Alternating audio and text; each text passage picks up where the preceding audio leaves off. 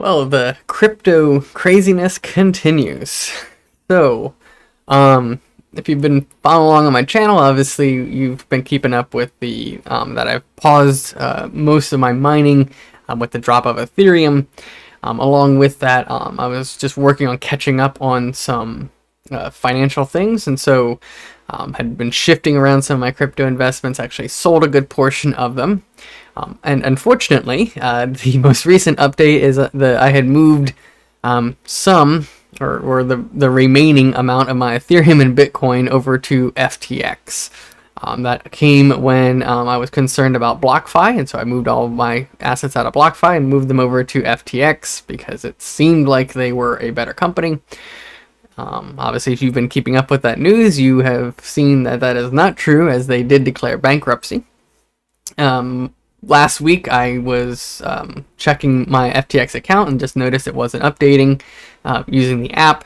Unfortunately, I didn't dig any deeper to see why it seemed like the app was paused. This morning, noticed it was still an issue, so I started looking, and that's when I realized, oh, great. The accounts have basically been locked, and you're really not able to sell or transfer your funds at this point on FTX. I keep trying, but most likely that money that is there is gone. So where does that leave us right now? This is just an honest video I wanted to make. I was watching some other YouTubers, and most of them were like, oh, thank goodness I moved my money out. And, I was like, oh, let's make a video from somebody who's like, oh, nope, I didn't move it out. So, lost that in there.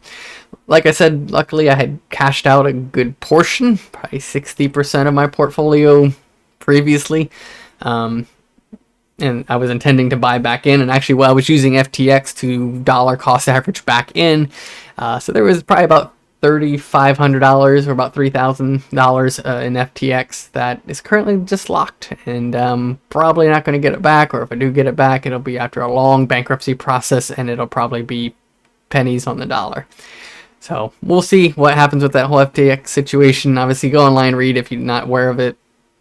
Much more detail than I can explain here on this short video. So just to let you know, that's where I'm at with that.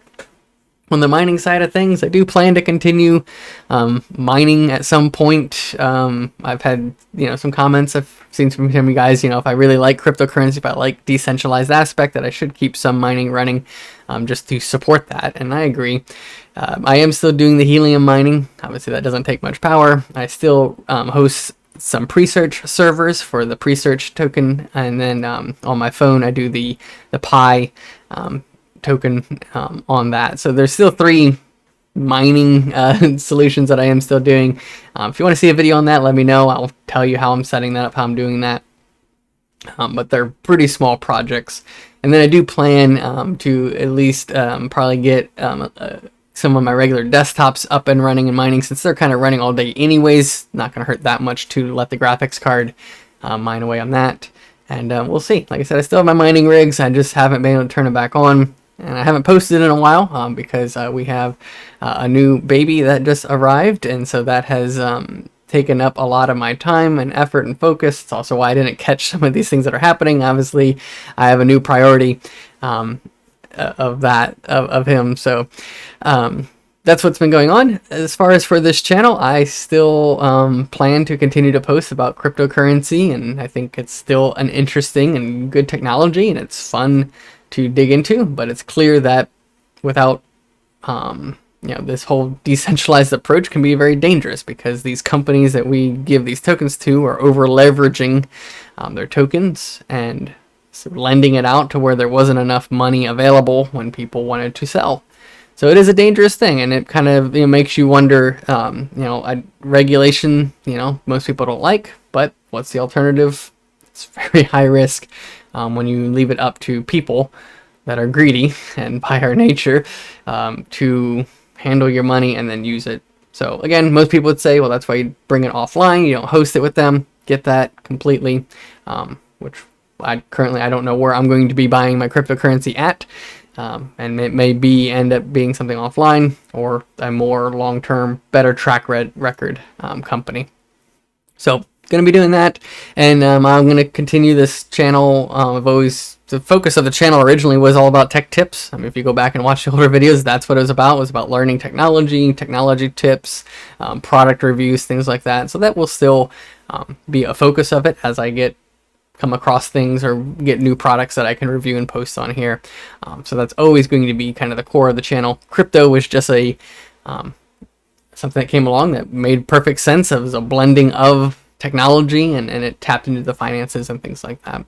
So if you made it this far, thank you for listening and hearing me ramble on about this. But I just wanted to post this and kind of share where I'm at with that. If you're in a similar boat, I sympathize with you. If you're not, take this as a warning of, yeah, you have to be prepared to lose it sometimes when you're taking higher risk investments, which I was.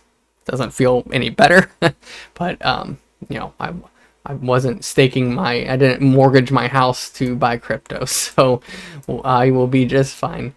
So thank you guys for watching. I appreciate it. If this is your first video of watching me, be sure to subscribe.